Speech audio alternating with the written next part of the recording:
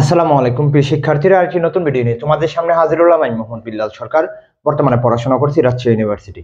তো ইতিমধ্যে কিন্তু আমাদের BUP Bangladesh university of professionals এর ভর্তি পরীক্ষাটা হয়ে গেছে।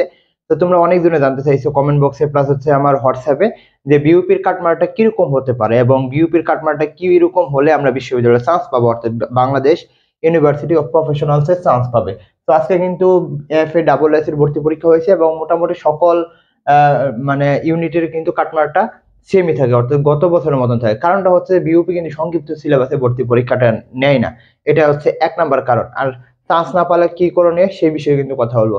এর আগে তোমাদের অবশ্যই বলবো চ্যানেলটি সাবস্ক্রাইব করে পাশে থাকবা।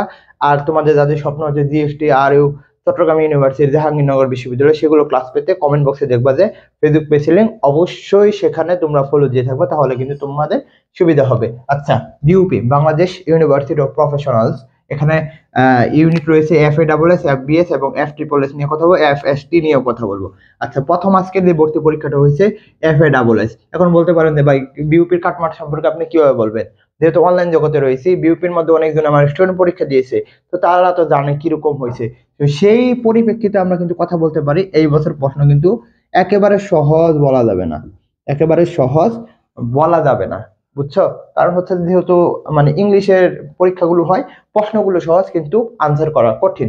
তো সেই দিকে বিবেচনা করার আগেই আমি বলবো যে এখানে বিউপির মধ্যে কিন্তু যত নম্বর 100 নম্বরের মধ্যে সেটাকে আমরা কিন্তু 55 নম্বরে তারা কনভার্ট করে এবং পরে তাদের কোঠা প্লাস হচ্ছে তাদের বাই এরকম কিন্তু হয়।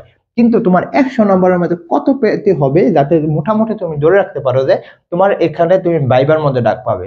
আমরা জানি বিউপির মধ্যে কিন্তু সকলে ডাক পাবে না, বিউপির মধ্যে সকলে ডাক পাবে না।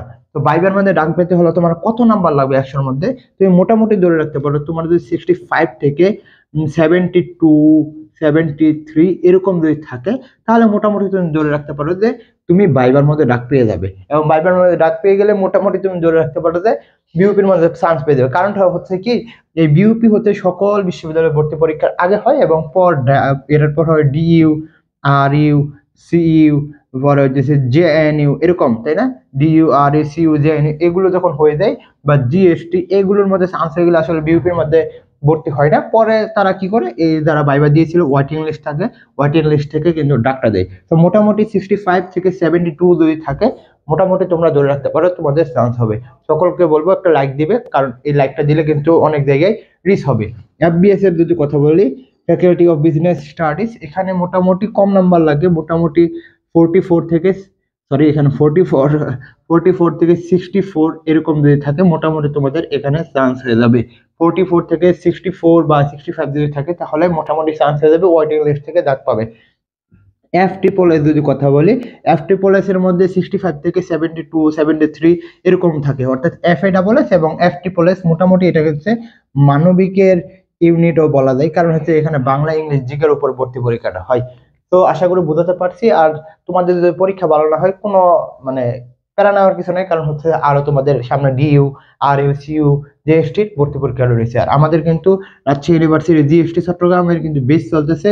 তোমরা চাইলে কিন্তু 750 টাকা দিয়ে এক দিলে 3 পাখি মারতে পারবা। কারণটা কি, তোমরা এখানে বাংলা ইংলিশ জিকে পড়তে পারবা, এখানে তোমরা একদম দিতে পারবে বাংলা ইংলিশ জিকের উপরে 70টি একদম দিতে পারবে, এবং একটি তুমি শুধুমাত্র রাজশাহীর জন্য করতে পারো, GSTর জন্য করতে পারো, একটা কিনলে আরেকটা তুমি ফ্রি পেয়ে যাবা। তো আশা করি তোমাদের বোঝাতে পারছি। অবশ্যই চ্যানেলটি সাবস্ক্রাইব করে পাশে থাকবা। তোমাদের জন্য শুভকামনা। আসসালামু আলাইকুম।